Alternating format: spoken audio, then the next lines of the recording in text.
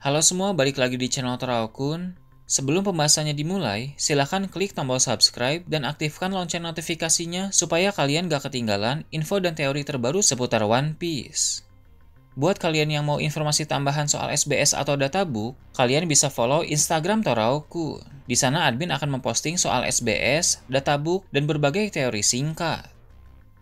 Sekarang lanjut ke pembahasan. Melanjutkan panel akhir di chapter 1088 yang lalu, cerita dalam chapter 1089 nanti akan dimulai dengan menampilkan Pulau Egghead. Seperti yang terlihat pada bagian akhir chapter lalu, kapal-kapal angkatan laut telah tiba di sana. Kapal-kapal tersebut pun mulai melakukan pengepungan terhadap pulau itu.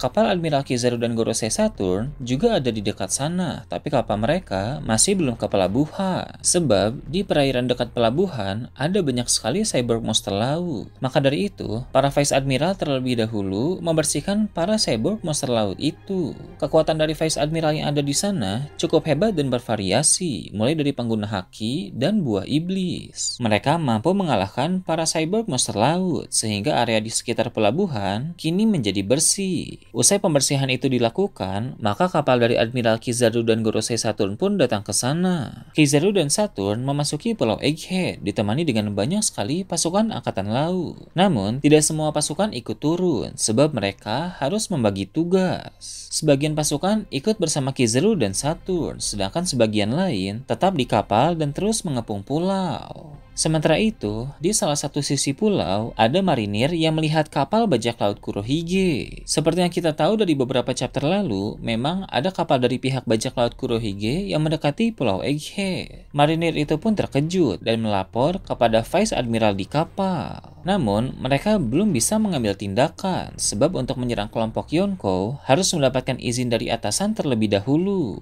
Vice Admiral itu pun akan melapor kepada Kizaru bahwa ada satu kapal dari bajak laut Kurohige di sana. Kizaru lalu akan memberi izin untuk melancarkan serangan, sebab Kizaru menduga pihak bajak laut Kurohige bisa menjadi gangguan bagi misi mereka di Pulau Egghead. Setelah mendapat izin, Vice Admiral itu pun akan segera memerintahkan para pasukannya untuk mulai menembak. Namun, alih-alih menembak kapal musuh, beberapa kapal angkatan laut di sana malah saling menembak satu sama lain. Para Vice Admiral yang ada di kapal pun bingung dengan apa yang dilakukan oleh para anak buah mereka. Hingga akhirnya mereka menyadari bahwa musuh yang berada di kapal bajak laut Kurohige adalah Laffy. Laffy memakai kemampuan hipnotis untuk membuat para bawahan angkatan laut itu saling menembak satu sama lain. Para Vice Admiral yang tidak terpengaruh teknik hipnotis Laffy pun mau tidak mau melompat ke kapal Laffy lalu menyerangnya secara langsung. Pertarungan pun terjadi di sana. Laffy menggunakan kekuatan buah iblis yang dia miliki, sehingga akan terungkap apa nama dan tipe dari buah iblis Laffy. Dulu, Laffy pernah terlihat memiliki sayap dan bisa terbang. Tapi, belum diketahui apakah itu kekuatan buah iblis atau kemampuan dari ras tertentu. Dalam pertarungan melawan angkatan laut nanti, kebenaran tentang kekuatannya pun akan diketahui.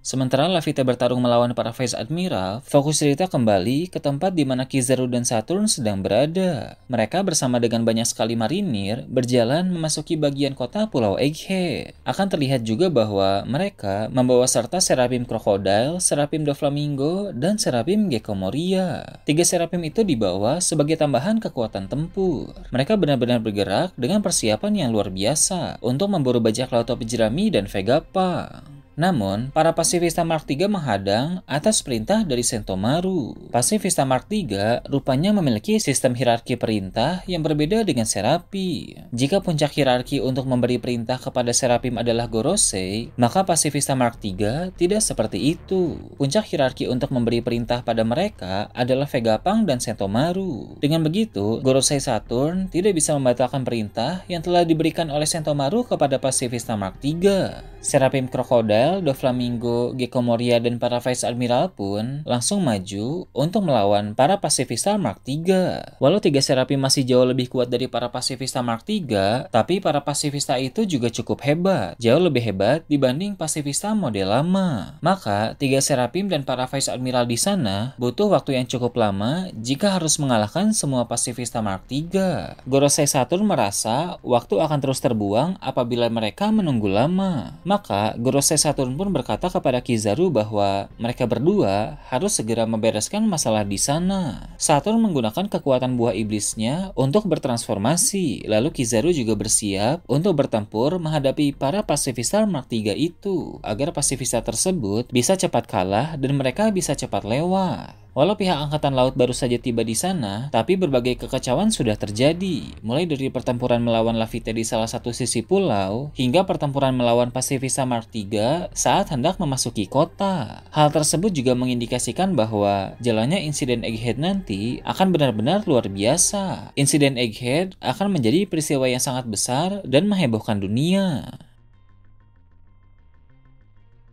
Setelah memperlihatkan Pulau Egghead, chapter terbaru nanti pun akan menampilkan markas besar Angkatan Laut New Marineford. Tashigi yang masih berada di kapal telah menghubungi markas dan melaporkan apa yang terjadi di Pulau Beehive. Walau pergerakan mereka di luar misi resmi, tapi mengingat Garp mengorbankan diri di sana, maka Tashigi merasa dia harus segera melapor ke markas besar. Di markas besar Angkatan Laut, laporan dari Tashigi menyebar dengan cepat, sehingga sampai di telinga Akainu dan Sengoku. Sengoku pun segera menemui Akainu untuk membahas hal tersebut. Menurut Sengoku, semangat para bajak laut akan naik jika mereka tahu bahwa Garp sang pahlawan Angkatan Laut tumbang di Pulau Beehive. Jadi, dari sini kita tahu pemikiran Sengoku berbeda dengan pemikiran Garp. Dalam chapter yang lalu, Garp berpikir bahwa keberhasilan misi untuk menyelamatkan Koby akan menjadi pelajaran bagi para bajak laut. Namun, berhubung Garp harus mengorbankan diri demi menyukseskan misi tersebut, Sengoku berpikir itu akan membuat semangat para bajak laut menjadi naik. Sengoku pun akan bilang kepada Akainu bahwa satu-satunya cara untuk memadamkan semangat para bajak laut itu adalah dengan segera membalas.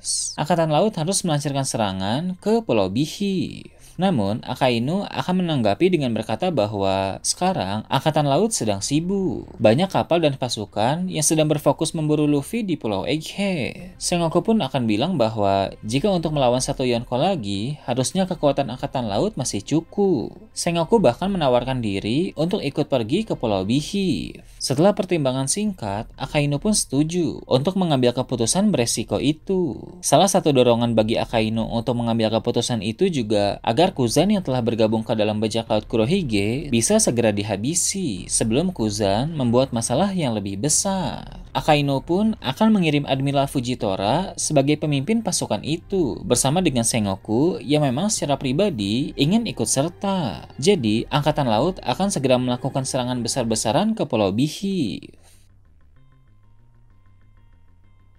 Nah, itu tadi prediksi chapter 1089 dan kedepannya.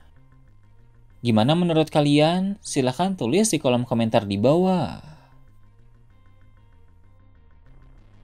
Oke, segitu aja untuk pembahasan kali ini. Jangan lupa like, share, dan subscribe untuk video menarik selanjutnya. Gue Toraukun, Shambles.